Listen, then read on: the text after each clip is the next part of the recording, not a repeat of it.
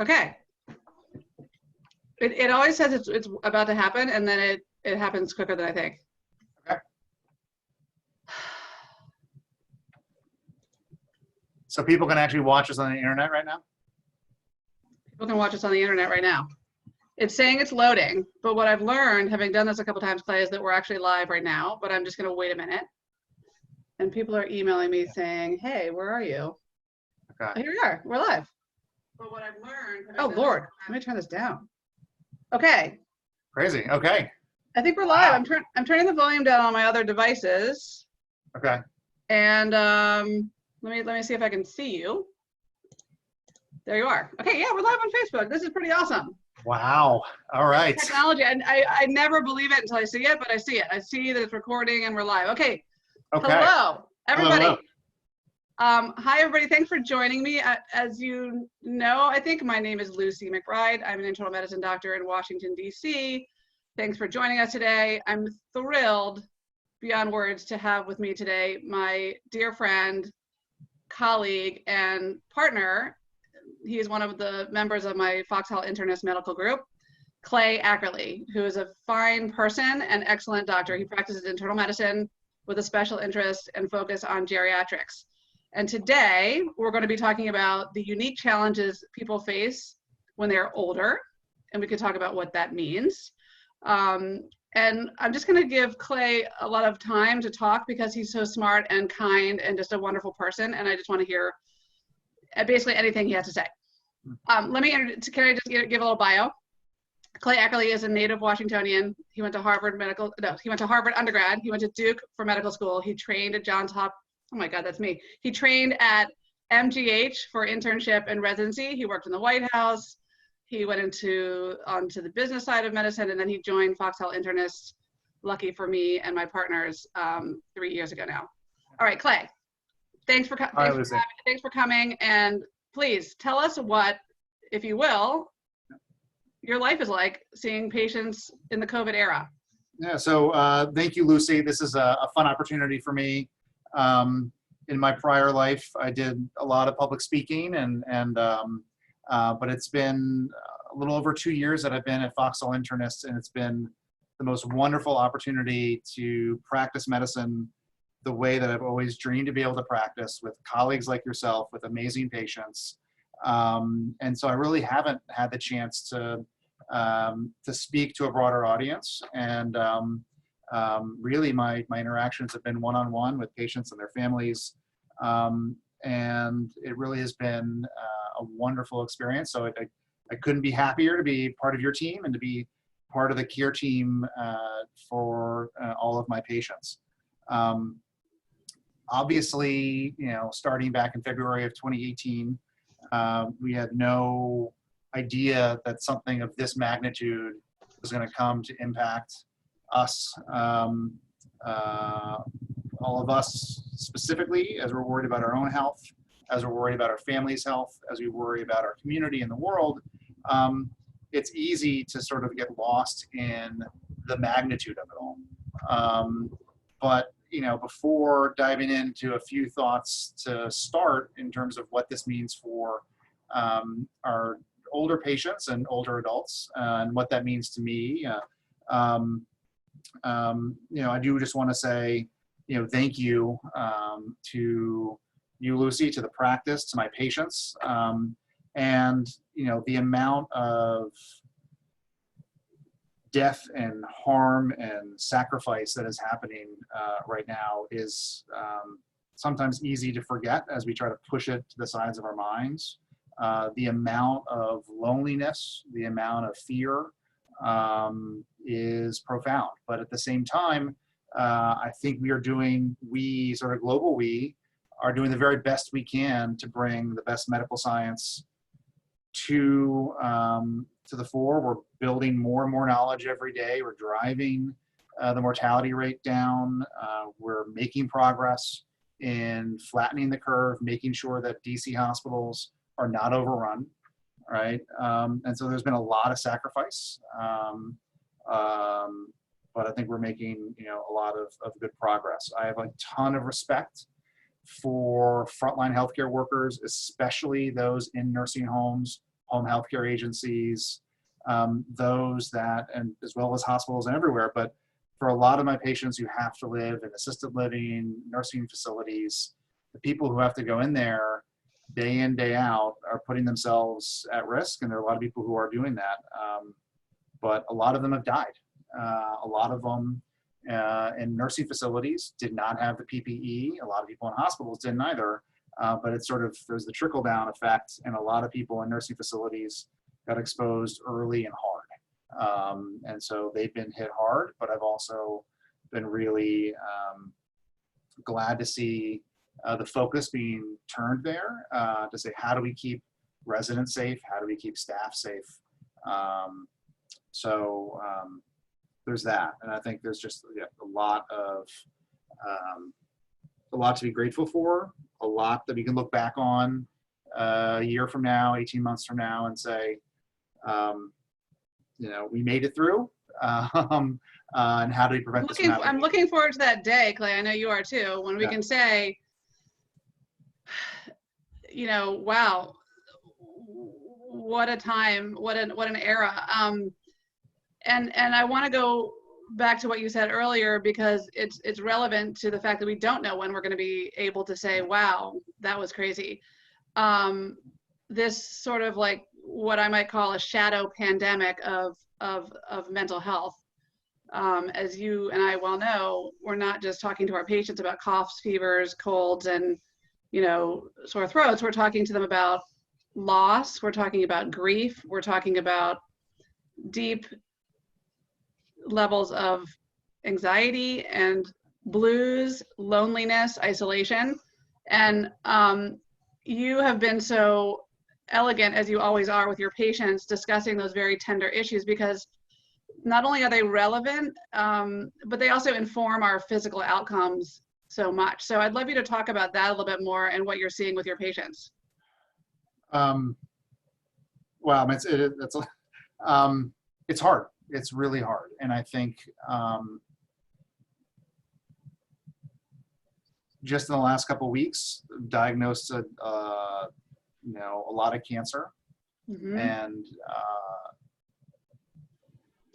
the ability to be present physically, to go through a process and a discussion like that is really important. And there's a loss there to not be able to be there with my patients through that. And so I'm now just sort of reflecting on myself for a second. Yeah, please do.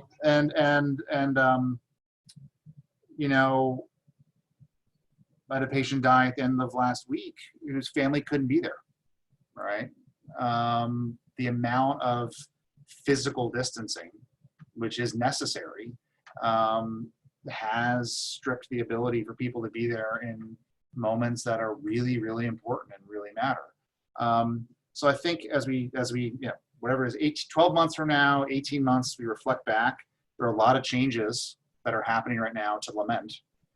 There are a lot of changes that I think, we're going to want to leverage and take advantage of. You can call them mini silver linings in all of this. We always want to look for the positive angle. And there's going to be changes that we just need to get over. I'm not wearing a tie right now. I don't think I'm ever going to wear a tie again when I'm with patients, because heck, you just don't know. And that just I may never wear pants again. I mean, why should you, right? Why wear pants when you're only a waist-up doctor? But no, in all seriousness, we will need to go back to seeing patients in person, and obviously we need to be decent. But I do think, and we can segue into this now, or we can segue into it later, but telemedicine is here to come. Absolutely. Sorry, it's here and here to stay.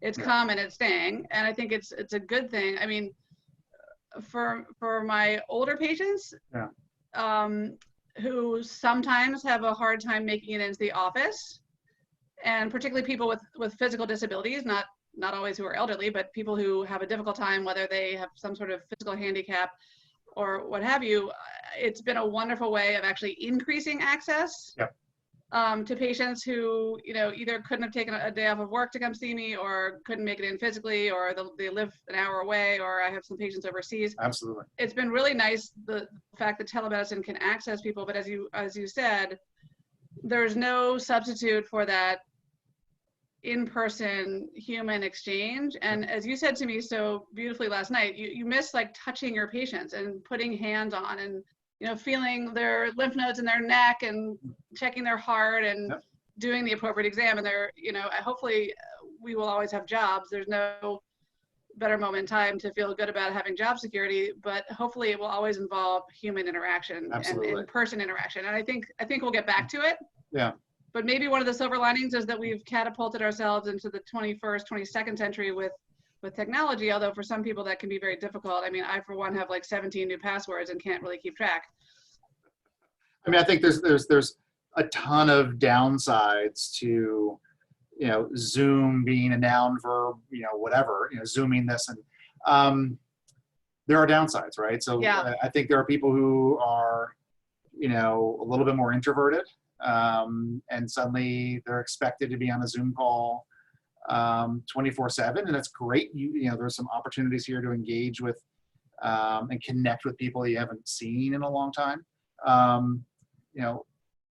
But then again, if you've got a hearing issue or the connection isn't really crisp, it can actually be a cognitively difficult conversation to have, as you're really trying to hear what the person's saying, trying to pick up on social cues. But if it's a little bit blurry, it's hard to do. So a lot of Zoom meetings and happy hours with quarantinis and some of the stuff that happened, early on with sort of Zoom happy hours, on the one hand, were really, really good and important to try to maintain social interaction. But particularly for those people who struggle with technology, it is really stressful. And so how do we take advantage of it? And I saw in the Washington Post 2 weeks ago, I think, a really good article interviewing some of my former colleagues at Duke in the geriatrics department. And they had some very simple tips around, when you're trying to connect with someone who may not be technologically all that savvy, instead of just randomly calling them and expecting them to do a Zoom, how do you schedule it in advance? How do you make sure that you got a purpose during that interaction? Try to teach them something, when you get them on.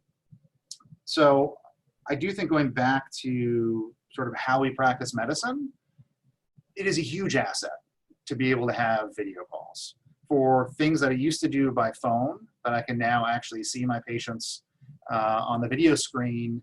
And, a simple thing as much as, that patient would have, one second, sorry. I'm on Zoom. All right, thanks. Sorry about that. Was that the pizza delivery guy? That was Sophia, the front desk. I should have actually asked if it was an urgent issue for somebody. Feel bad about that. We'll deal with that in a minute. We'll deal with that later. I'm sure she'll call back. I think she'll call back if it's an emergency.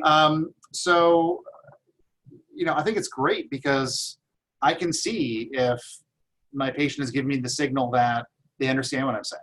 Yes, or is it totally over their head, and I can readjust and I can come back to it. Say, can you tell me, do you have any questions about what I said? Can you tell me what I just said? Yeah. Versus on the phone, you get silence and you're okay, are we done? Yeah, right. So I do think video adds a lot as an addition to the telephone. There are a lot of things you can't do, like a physical exam, and really truly being present, that you want to be able to do that we can't right now. But yeah, for so many things, why ask a patient who A, can't drive, or B, doesn't want to drive, the cost of parking, time in the waiting room. You can be waiting, speaking of wearing pants, you can have no pants on. That's it. And wait to talk to your doctor. You gotta go back to the pants thing. Last week, I was, as always, honored to be part of a conversation, an end-of-life conversation, a big sort of branch point decision-making moment with a patient of mine and his family that could not have happened in person. Not because of the pandemic, but because of his level of disability. And it was like, so we did it on Zoom. And I missed, and I think it's fair to say that he would have rather have been in person. But it was remarkably intimate and remarkably productive. And while technology drives me nuts in many ways, and it's not a substitute for in-person exchanges, I think that might not have happened. And so I was grateful for it. I think they were too. And it is amazing what you can communicate. The eye contact is really key, I think. Yeah. And that helps a lot. Clay, tell me, or Dr. Ackerly, tell me if you could, what are some sort of practical things you're telling your patients who, for example, might be feeling isolated, lonely, whether they're older or not, doesn't mean, and by the way, we also know that loneliness and being alone are not the same thing. I mean, Absolutely. Sometimes my best moments are sometimes being alone. Yeah. And being alone can be an opportunity for growth and, connecting with people in other ways. But what are you telling your patients who are complaining about loneliness or finding it difficult and maybe, feeling that sense of isolation that's challenging during the pandemic? Yeah, I mean, I think the biggest challenge is that people aren't calling with that complaint. Yes. Right. Yeah. And do so, you think it's because they think it's not relevant, or you think what do you think that is? great question. I don't know. I think it's let me come. Yeah, come back to it. This is a bit of a tangent, but it goes to some things I've been reading, and I haven't talked to an old friend of mine in a while, but Vivek Murthy, the former Surgeon General under Obama, he and I had worked on some things a number of years ago, and he just came out with a book about loneliness, right? And he talked about, and it just came out, but it was mostly related to his work on the opioid epidemic and how people can be really lonely while being with someone else, right? And he talked, and so I think that's really important to remember, that loneliness existed well before the pandemic. That's a great point. And diseases of despair, I mean, account for so many deaths in this country and so Absolutely. much morbidity. So I think it's a great point. Yeah, and I think one other thing that I've heard him say sort of on his book tour, which makes a ton of sense to me, which is that it can be embarrassing, right? To admit that you're lonely. And the way that he put it for himself, reflecting on his childhood, was to admit that you're lonely is in some ways to say to admit that something's wrong with you. Yes, right? That's that right. Somehow that you may not be, why aren't people calling? Or why don't I have a social support network? And so getting around that is really tough. So I think maybe there's a little bit of embarrassment, but more important, I think people may not realize the toll it's taking on them. A lot of people, as much as my consistent message has always been, contact me, contact me, contact me. Anything comes up, contact me, because I have learned that there are really difficult decisions to be made when it comes to how to protect yourself, protect your family. Do you get tested or not? What does treatment look like? That's very particular to your individual situation. But the stresses of what we're going through can manifest in very different ways. And so people aren't contacting me as much as I would hope, although a lot are. Part of it is I think they just don't want to bother me. Right. As much as I'm saying, please call me, I'm sure you got more important things. Right? I'm sure, I am not the sickest person out there. I'm okay, but so I do have to, and I'm building it in more and more when I hear from a patient about something else, just to say, how you doing? Right. Right. Just big picture. How you doing with everything that's going on? And so just trying to leave the door open as much as possible. And then honestly, those solutions are very dependent on the individual, right? Zoom isn't a solution to loneliness. It is a tool that's a helpful tool. But, I'll leave it at that. Another thing that, I wanted to say on today's call was that, and I'd say to a lot of my patients, age is just a number, right? It really is. And the pandemic didn't change that. There's a reason why a lot of risk calculators and when you hear, oh, who's high risk for complications from coronavirus, there's a reason why age comes up in this instance and many others. And that's the data that's available. Right? That's right. If you've got a database of outcomes, the most likely data point you're going to have in that data set is someone's date of birth, right? And so that's all you've got to go on.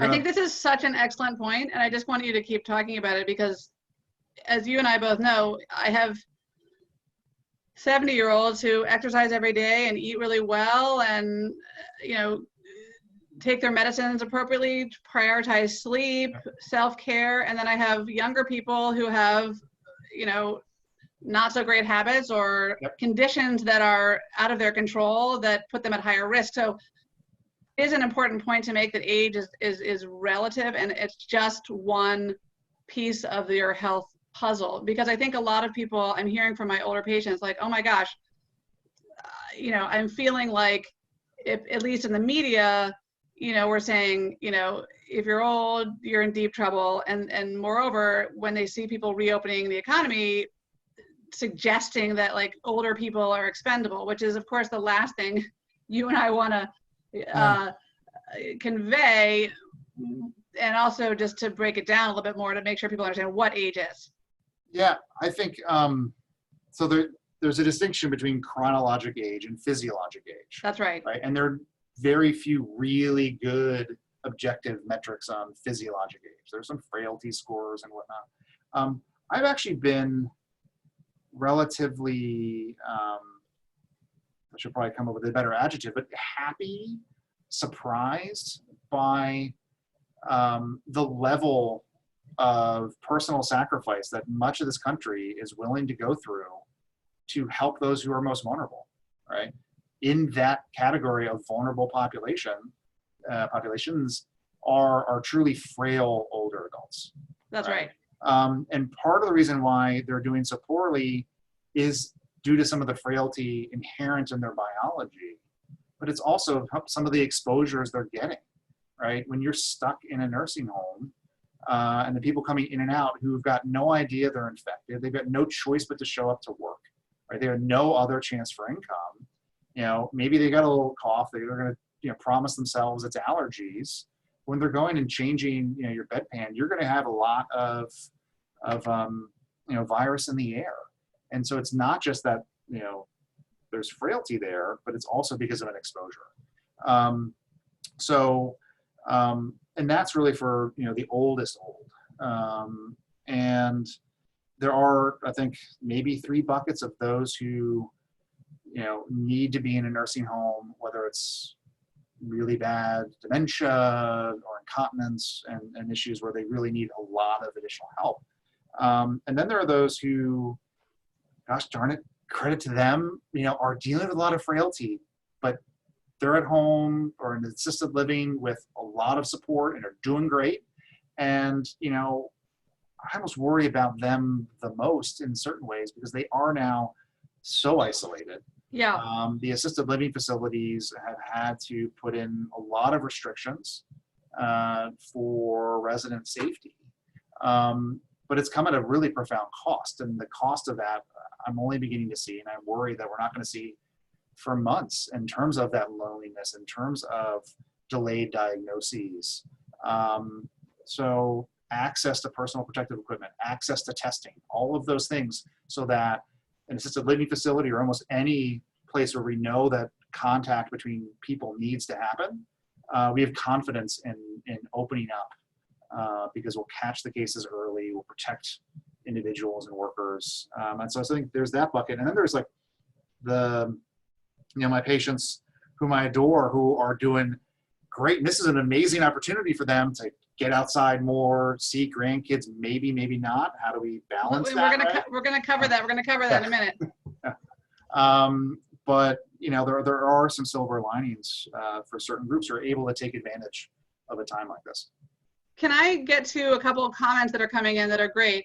First of all, hello to Haven Pell. Hello, Mr. Pell. But there are a number of people commenting on things like, I wouldn't have thought about calling my doctor about loneliness. And I would just like to say here what I know you believe, Clay, that my job, your job, the job of a primary care physician in my mind is to address the whole person.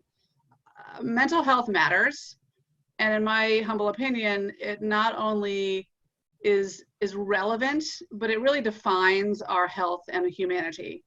So to sideline issues like depression, anxiety, loneliness, isolation, stress, which is part of the human condition, having those feelings at one time or another, is really, not healthy.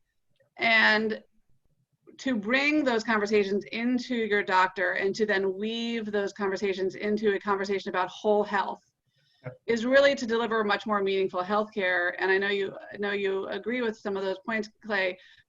It's not only that we want people to feel better in the moment, that we want to pat people on the head and say it's going to be okay. It's actually more than that. It's that our mental health affects physical health and it affects our medical outcomes. There's no shortage of data about the effects, for example, of major traumas like, childhood abuse or neglect on emotional health.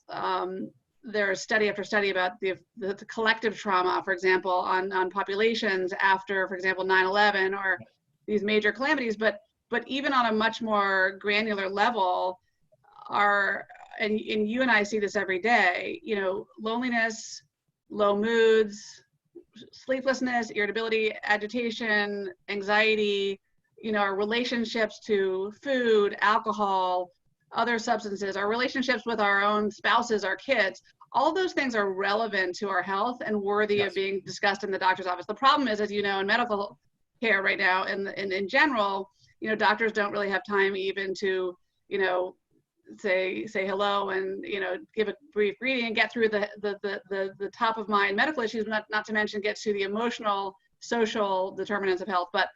But I think, one of the luxuries of our practice is that we do have the time. And that is something I encourage my patients to do whenever I can, is please talk to me about those things. And if it's not relevant, it's not relevant, but I've never found it not to be relevant in some way. Absolutely. No, it's impossible to take it out of the picture. That's it. It's fundamental. I also say to my patients, I love being part of their team, right? Mm-hmm. Patients need a team, and I am not trained as a mental health provider. Right. But I see all of those downstream effects, and I really want to know. And if I don't have an answer, I'm sorry, I don't have an answer in that moment, but I want to know what you're going through. Well, and also we have tools. We like you, refer to people like my therapy colleagues. I call the muscle of my practice. I'm not a therapist. I mean, I do counseling, and I will connect the dots between someone's depression and their diabetes because those things are related. But when they need counseling for grief, if they've lost a spouse, if they're lonely, if they're stressed, if their work-life balance is off, if their relationship with their spouse is challenging, there are a whole lot of tools that we can deploy, from counseling to, exercise programs to, meditation, to, just guidance on specific sort of behavioral changes to improve your daily life. So that is part of our arsenal of tools. And again, as you said, like Fauci said in front of the Senate, like, we are not the end all be alls. We don't know everything. In fact, it's actually like relaxing to remind that every now and then. Like, I don't know everything. My kids remind me of that every day. So like, I'll just say it right now. I don't know everything, but I want to be part of your team, and I want to be the sort of the place, the nexus of your health, so that then I can give you what I know, and then I can tell you what I don't know, and then help you find what you need. Absolutely. And that's what, I think that's the privilege of being an internist and a primary care physician. Yeah, it is. Right. Is that, the specialist who can look at one particular, organ system, one joint, you name it, it is not their job per se, although you can say a really good one is always going to look holistically. But it is our job to look holistically. It is. It is. And so nothing is out of scope. Nothing should be off the table. And you can give example after example of that sort of relationship that you have with a patient who is sharing that amount of information, the ability for us to be effective partners and physicians for them is so much higher. Yeah. Right. So absolutely. So, for anybody who may have submitted that question, that is my patient, I apologize for not making the door even more wide open to offer that up, because it is absolutely crucial. I mean, I just have to say, Clay Ackerly, if people don't see and hear from you that you are available and as empathetic as you are, I'm not sure that's on you necessarily, but one of the best parts of your personality and doctoring is your understanding of yourself and self-reflection. Oh. But I want to pivot for a second, because people are asking about the grandparents, the non-frail grandparents, or the frail grandparents. And by the way, there are people who are frail who are not grandparents. There are people who are frail who are young, and but the specific question is, because we're talking about older patients who happen to be often grandparents, what do we tell them when they say, "Can I see my grandkids?" We're up against Memorial Day weekend. Mm-hmm. We know that kids can carry coronavirus. They're not the ones who typically get the sickest, although they can get sick. We tend to think that older patients, get sicker, but we just talked about age and how that's relative. We also know that it's a very contagious virus. It's spread by people who don't know they have symptoms. Of course, it's spread by people who know they have symptoms, but the dangerous people are the ones who don't know they have symptoms or walking around carrying it. Yep. So what are you telling people when they say, "Can I go hug my grandkid? It's going to improve my mental health, and I just want to give them a hug"? Yeah, I mean, I think we are entering a phase of this that is the sort of the long middle game. That's right? it. Where we're going to have to make educated, informed decisions that are going to be possibly uncomfortable and involve a little bit of risk. We're going to live in a quote post-pandemic world, although it's going to be an ongoing pandemic world. There's always going to be other pandemics we need to worry about, and we'll need to make changes according to that. But in the near term, it's a very complicated set of decisions that are very personal, right? I think there are a lot of inputs to that decision. How much do you really want to see your grandchild? How important is it to you, to your mental health, right? Are you willing to take a little bit of a risk for it? Then do you believe you'll be able to control your environment enough to reduce that risk, all right? Have your grandkids been relatively quarantined? If you've been quite quarantined and they've been really quite quarantined and you're confident in that, you can be, more open to a quick hug. You may want to wear a mask. You may want to wash your hands after. And there's steps and gradations of steps you can do to reduce your risk. That's right. But I think you need to listen to yourself and say, am I more worried about what touching them could do to me than I am about the joy I'm going to get from touching them? Right. And honestly, you need to listen to your gut on that. And if there's so much anxiety, say, you know what? I would love to see you. Let's just, if you can control the grandkids to stay 6 feet away, say, hey, grandma and grandpa are going to be over here. We're going to talk, but things will happen around. Right. Or, you'll find harder ways to make sure that safe distance is maintained. I worry a little bit that I was really expecting the curve to come down faster than I was too. And so because of that, and because we are reopening, we're at a R0, right, of a little bit under 1, which means for every person who gets it, they're going to give it to around one other person. This thing is going to be maintained. It's coming to R0 maybe down to what, 0.8 now. But we're going to have to be vigilant. But we are. If seeing your grandkids is what gets you up in the morning, freaking do it, right? Talk to your doctor. Say, I'm going to do this. And I want to be safe about it. Then, you're going to need to talk to other people you may have in your bubble or quarantine and say, you know what, guess what, guys? I did see my grandparents, my grandkids, but I promise, they've been safe. They haven't gone back to school yet. And a lot of people are going to be having to make really, difficult decisions, but based on your own values and what matters. I think it's a great point. I mean, the point, I wrote a newsletter yesterday kind of summarizing some of this, or trying to. It's basically, as you just pointed out, it's a risk-benefit ratio analysis that we've been doing our whole lives. And I made a joke last night about it. In this newsletter, that it reminds me of the sex ed conversation you had. Like, your parents or your friends or whoever. It's like,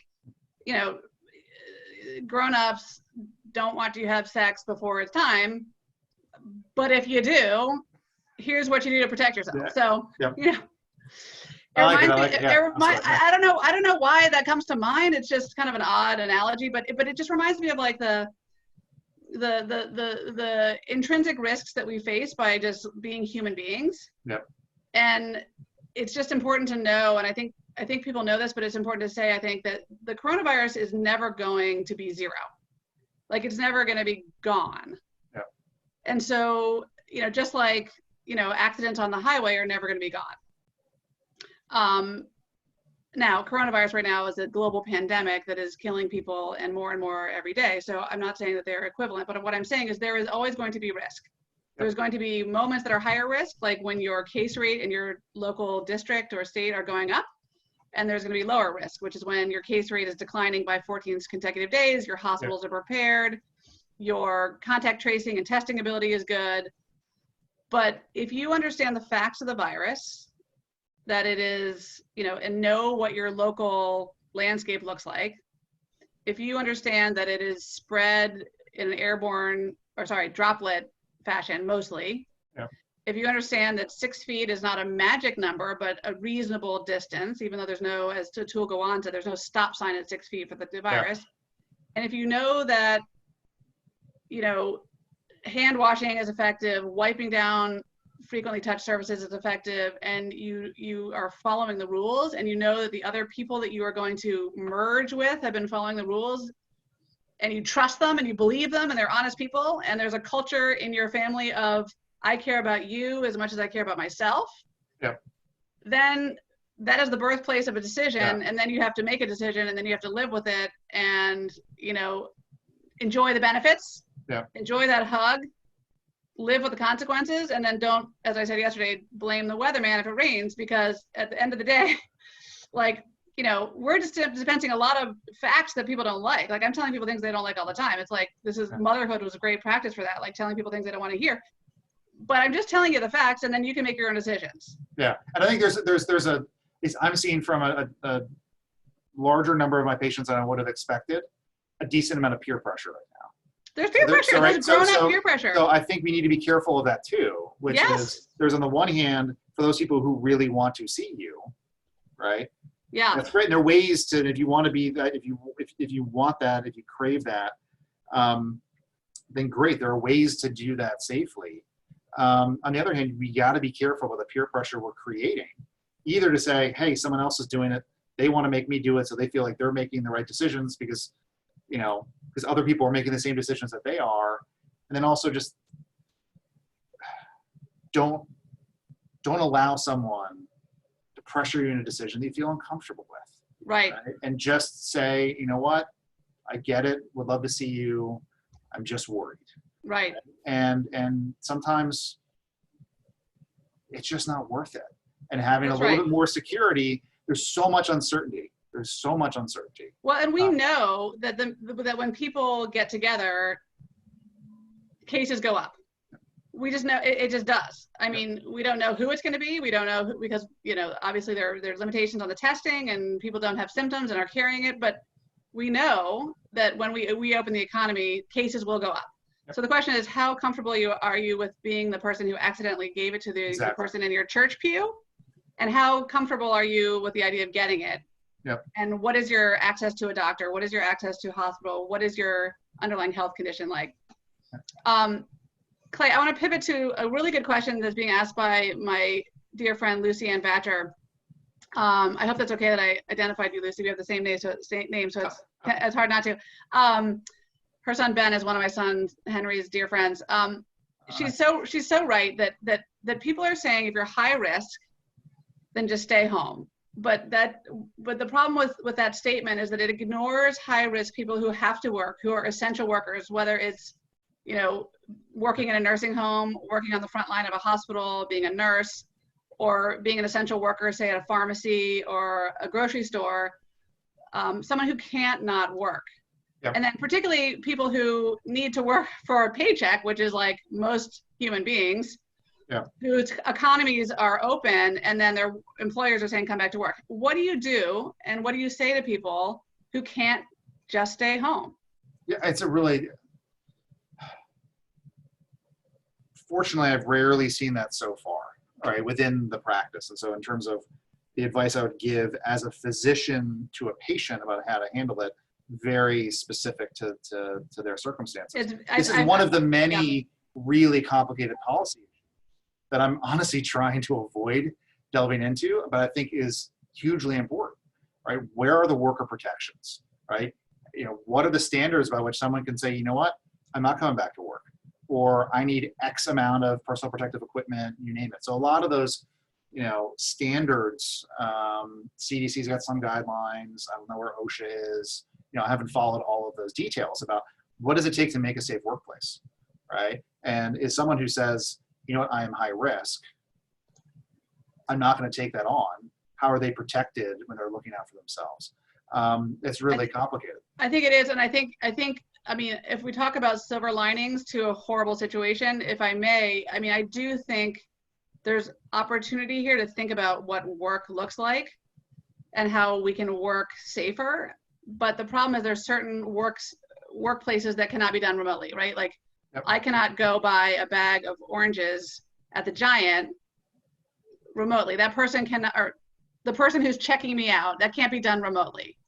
I mean, you can order food, but then that person doesn't have a job. So I guess what I'm saying and what you're saying as well is that you have to, it basically comes down to an individual decision with your physician. If you are an essential worker, or, you know, you have to go to work during a pandemic anyway, I think you want to have an honest conversation with your doctor about what your risks are. Yeah. And I'd want to have an honest conversation with my employer about how are you protecting me? Yep. Because employing someone is not just, you know, about the work product, it's about their health and safety. And this is where policy has to change. And you and I are not policy people, although you're more of a policy person than I am. I'm a recovering policy person. You're a recovering policy person, but we're both paying attention to these employment issues, particularly because we are employers as well. I mean, we staff our office with some of the most incredible men and women who are coming to work every day, drawing people's blood, you know, checking people in and out, and they are at risk. And there's not enough gratitude I can express to them, but they don't want gratitude as much as they want to feel safe. And, you know, I think we're doing a good job of it. Whether other employers are doing the same is TBD, but I do feel a special empathy for people who don't feel safe in their workplaces and have to be at work. Absolutely. Yeah.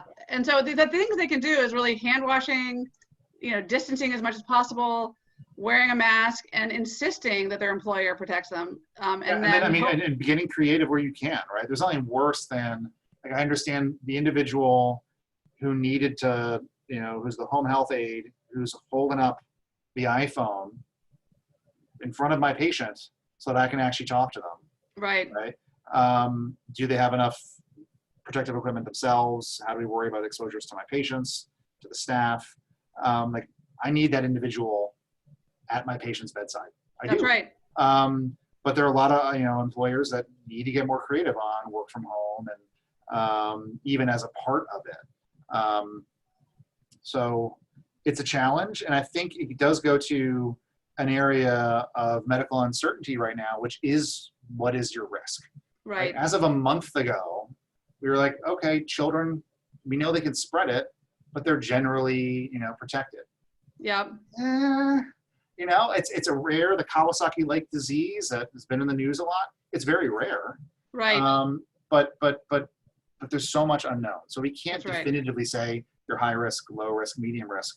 And we can do our best to sort of take what we have. Like, asthma was first seen as a big risk factor. Some data came out that said, you know what, people on their asthma meds are actually protected. Yeah. And is that because of asthma not a risk factor? Is there something about the asthma medications? There's a lot we still don't know. Yeah. So I think you've been saying it. I've been saying it. If you've got a question, just call. Right. Call. Because the answer I would have given yesterday is different than the answer I'm probably going to give today, unfortunately. So, and that goes into sort of the calculus from the other Lucy about, okay, am I really at risk? How do I communicate that risk to my employer about, I'm not just anxious about this. Like, this really could potentially, impact my health. So, and we have to help our patients navigate that. Here's another question that's coming in from one of my favorite patients, what about a vaccine and what about treatment? So let's talk about vaccines. It's hot in the news right now. Moderna is a company that is coming out with this messenger RNA vaccine product that so far in clinical trials is showing promise. I think they had 8 subjects who had 2 doses. Is this right? Sounds about right. And they demonstrated that, at least in the laboratory, all 8 subjects who developed antibodies neutralized the virus in a petri dish. But whether that will bear fruit and allow us to, then distribute it to the masses safely is another huge question. We have so much more to go, but it's hope. And hope, we saw in the stock market. Hope is real. It has medical effects and it has effects on our economy. So what do you make of it? I really don't want to be flip, and I've been flip with my patients about this, particularly the vaccine conversation. There's so much going on. Yes. Right? We have to focus our minds on the data that's going to matter today, tomorrow. We've talked about the complications of the decisions that we're making right now. I'm really going to come back to the vaccine and therapeutics section and theme in a second. I'm going to do a tangent in sort of nerdy science realm. Bring it. I love it. But there is something called a sensitivity analysis in research, and that is where you look at the variables that are really going to drive the change in your decision making, right? So one variable, whether or not a good example would be, is asthma a risk factor or not? Honestly, maybe that's really going to make a difference. Maybe it's not going to make a difference. But there's certain variables that really are going to make a difference. And so we have to, and there's also what's called the value of information analysis, which is if you're able to reduce uncertainty, then it really is highly valuable. And I think one of the things that's really, really valuable right now is understanding who could possibly be at risk of having it. Identifying those asymptomatic individuals is really important. So if you think, okay, am I going to be at 1% risk, 5% risk, 20% risk of dying if I get it? Guess what? I know 1% risk is too high for me. So I'm going to do my best to be careful. So answering that question about exactly how high risk I am may be less important than, okay, am I going to interact with this person? Are they 1% risk, 5% risk, 50% risk of having it? That is a really important question. So access to testing, contact tracing, how we're progressing on that, to me, is extraordinarily important as we make the decisions around, are we going to go and see our grandkids, right? Are we confident that the people around the grandchildren have been tested appropriately?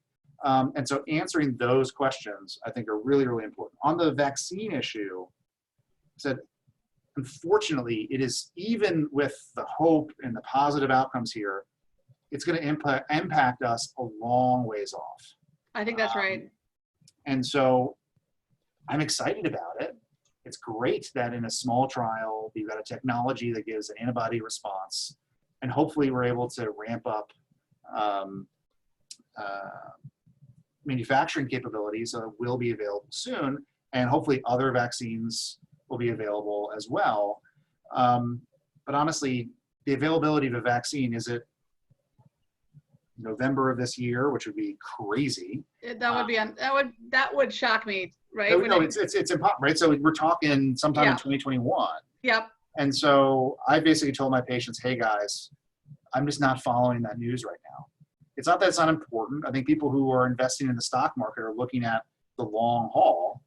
And if you're looking at what the economy looks like in 2021, 2022, and beyond, these sorts of inputs are really important.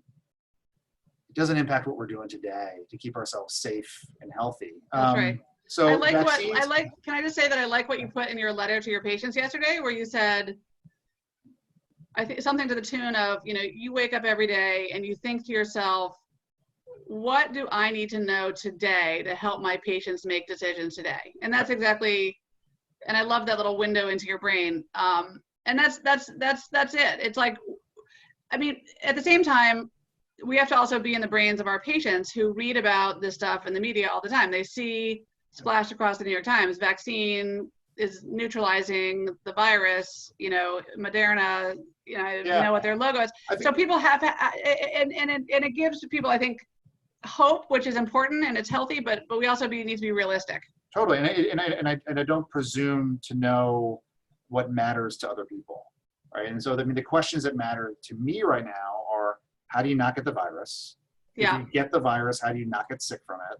Yep. And if you get sick from it, when do you got to go to the hospital? I mean, those are sort of the key questions. Now, if you're investing in the stock market, a lot of what's happening with oil prices, I mean, that's important, but I don't think, to me, it's not impacting how we can stay safe and healthy through this phase of the pandemic. That's right. I think what goes without saying, and what you're saying, although you are saying it, is that these things all are processes. So drug discovery, drug development, and then putting a drug out into the market for people is a enormously long process that is long by necessity. It's not, I think what people may not understand, although people may be understanding it better now, is that, take hydroxychloroquine, for example, right? If you rush it through the system, you run the risk of, doing more harm than good. And I mean, the oath we take as doctors is to do no harm. And so the reason there's a process is because we want to make sure that the medicine is not only safe, it's also effective, and it does more good than harm. And the same thing for a vaccine. So these things are processes, and while it's exciting to get a little nibble on hope, we have to hold on and know that, as I think you're saying, that we are going to have to engage in life before we have a vaccine, before we have treatments, and that's where the rubber meets the road. Absolutely, we have to have a lot of shots on goal, right? To use the sports analogy, and I don't want people that, if Moderna, for whatever reason, turns out doesn't work, we shouldn't say, oh no. Like, there are a lot of vaccine candidates that are going through. There are a lot of therapeutic candidates that are going through, not just to treat the viral phase of the illness, to reduce viral replication, but as we understand what this virus is doing to our bodies, how do we reduce the downstream impact that the virus has on our lungs, our kidneys, our heart, our brains? And we're getting smarter every day. And one of the main benefits of keeping our hospitals open and flattening the curve, some people would argue, right? Hey, let it go through the community. Right. You're going to obliterate a lot of very frail populations. And some people, as you said earlier, right, are sort of making this calculus and saying, okay, well, why don't we just do that? Well, it's preventable. Every day that we by ourselves, we're learning more, we're getting better, right? We're learning better techniques in the intensive care unit, on blood thinning, on ventilator management, in addition to finding new medicines. And honestly, I would not be surprised if hydroxychloroquine has some benefit to it. Some early stage work showed it in the Petri dish working.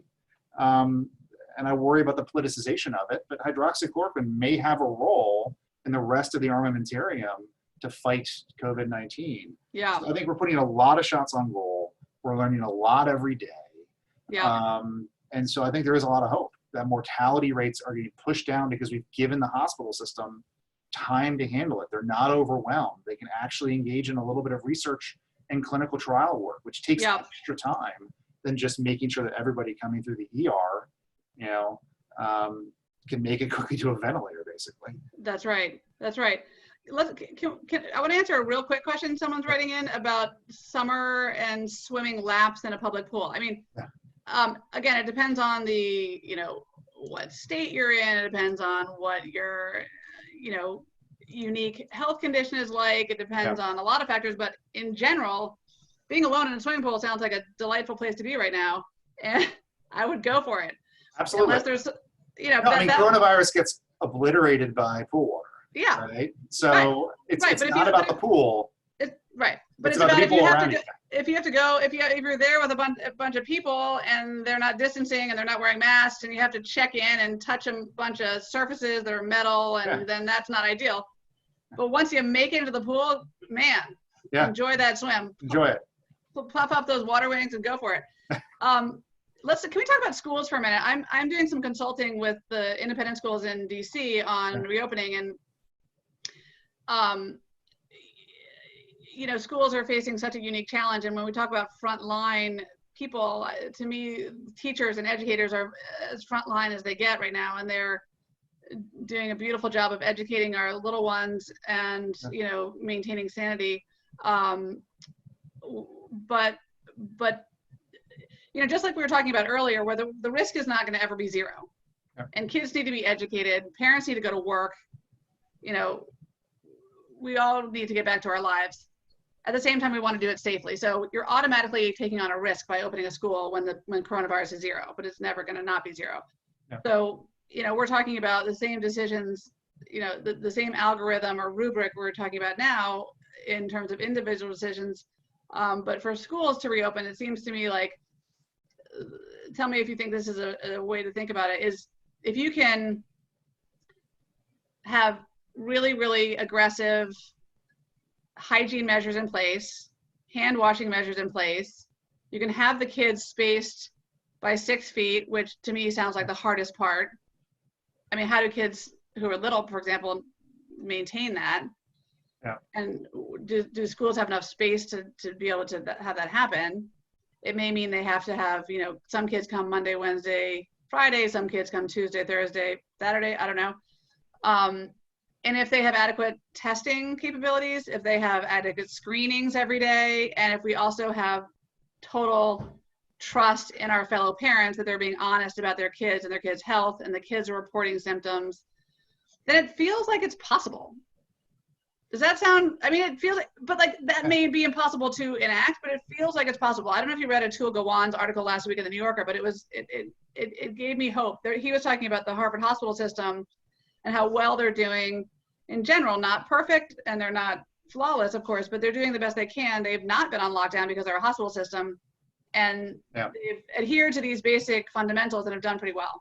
Yeah, I'll never question. He's one of the most elegant writers about health policy out there, and yes. I haven't read it yet, but I will now.